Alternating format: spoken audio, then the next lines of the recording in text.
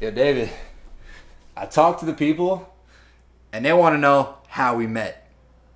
Wait, you're really going to tell them? Oh, I'm going to tell them. The truth is, we're brothers. Nah, guys, I'm just kidding. But today, you're going to learn the true story. Look at all this floor space. So much aerobics in here. So many activities. My name's Dave Perrotta, and I release new videos every week to help you get the girls you want and become the man you were meant to be. So the reason I want to tell you guys this story is, first of all, a lot of you guys know HowToBeast. You know, if you don't know him, he's been killing it on YouTube. He's got, what, 450,000 subscribers?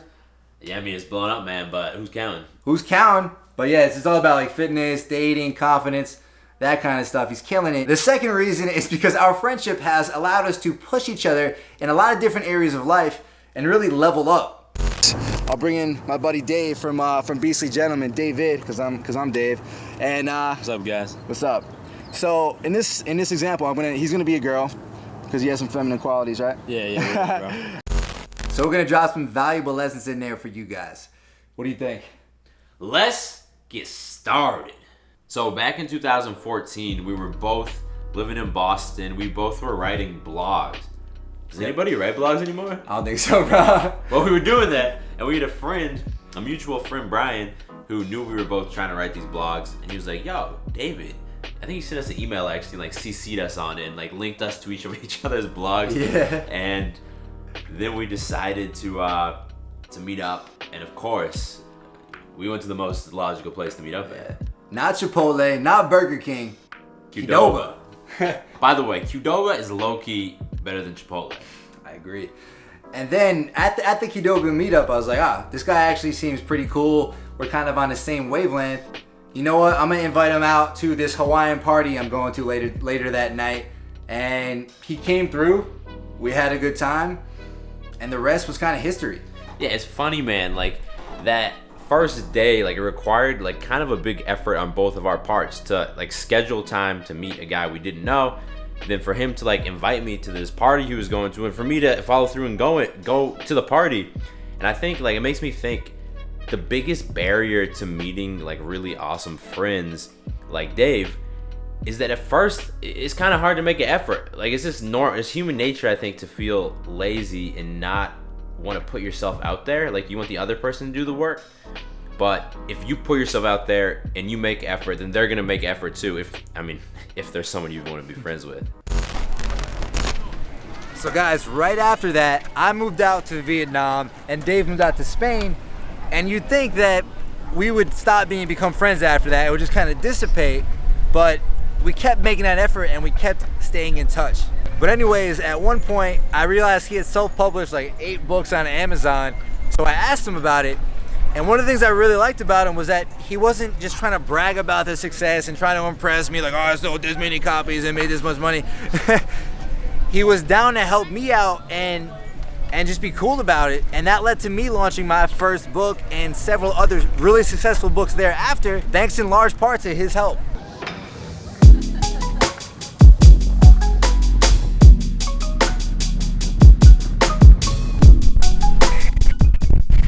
Funny, I actually think your book, Conversation Casanova, has now sold more copies than my best-selling book. And that's what happens when you have a good friend. There's this positive competition between y'all. Like you saw me killing it on Amazon and you wanted to do better than me, and you kind of did surpass me. And I know now it's like the same thing. He sees me killing it on YouTube, but I know he thinks he's gonna pass me someday. I'm gonna tell you, bro, it ain't gonna happen. I'm coming for that throat.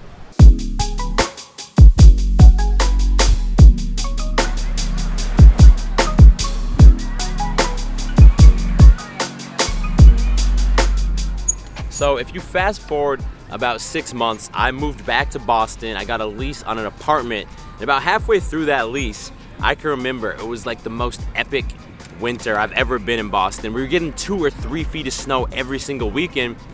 Dave moved back to Boston. He was living in his parents' house. And for some reason, I invited you to move in with me into my 1-bedroom apartment. And I'll never forget, bro, we were like carrying your boxes of stuff through multiple feet of snow just to get you in the house. Yeah, this was right after I came back from Vietnam too, so super warm over there. All of a sudden I'm just chugging through snow like I'm Jon Snow, just being ridiculous. But it was a big risk at the time too, because we only know each other for a few months at that point still. And we're moving into a 1-bedroom apartment for 2 guys. Yeah, pretty close quarters, man. I don't know why the fuck I did that, man. That was probably my biggest regret in life, bro.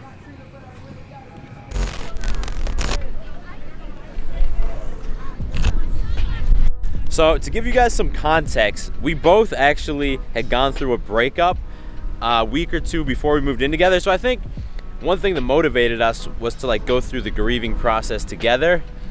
But it's funny, the first night we moved in. Yeah, so the first night we moved in, we actually both had 2 dates. And so we're in this little tiny 1-bedroom apartment just hanging out with these random girls, just going off, because why not, right? Honestly, I think that might be one way that we were not great for each other. We were both kind of insecure and trying to hook up with as many girls as possible to prove something to ourselves or to each other. But you know what? It was still competition. In our minds, we were trying to get better. And that was a lesson that took us a while to learn. Yeah, it was some growth that we needed to go to, and we had to realize that about ourselves in order to get to the next level.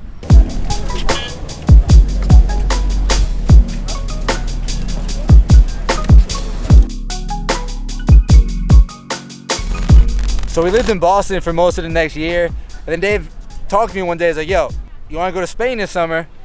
I was like, screw it, let's do it. And we moved out to Spain for a few months. Yeah, and over that time, we continued to push each other. You definitely got on my nerves sometimes. I probably got on yours sometimes.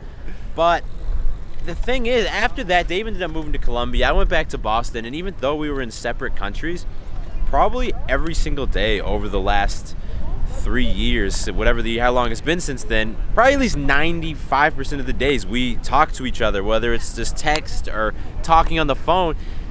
And Dave's not just someone that pushes me to accomplish my goals. At this point, he's become part of my support network too. If I'm going through some shit in my life and I'm struggling, he's one of the first people that I reach out to get that support. But yeah, guys, it goes the same way for me. Dave's part of the family now. His mom actually calls me her 3rd son. Yeah, but the friendship ends today.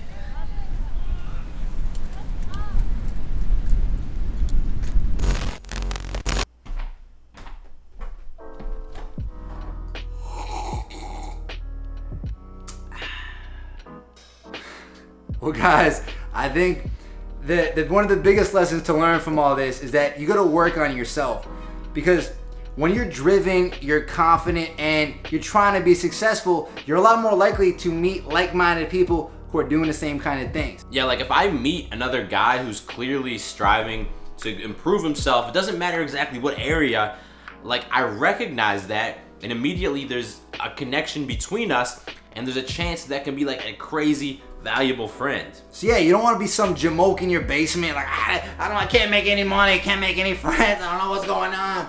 Of course you're not making any friends, bro. Get out of your basement. When you're out there taking action and diving into your interests, you're gonna have a lot better chance to meet great friends. Yeah, for example, I love working out, and that's one of my passions. So I'm at the gym almost every day, and it's no wonder that I've met that I've met a lot of my close friends at the gym.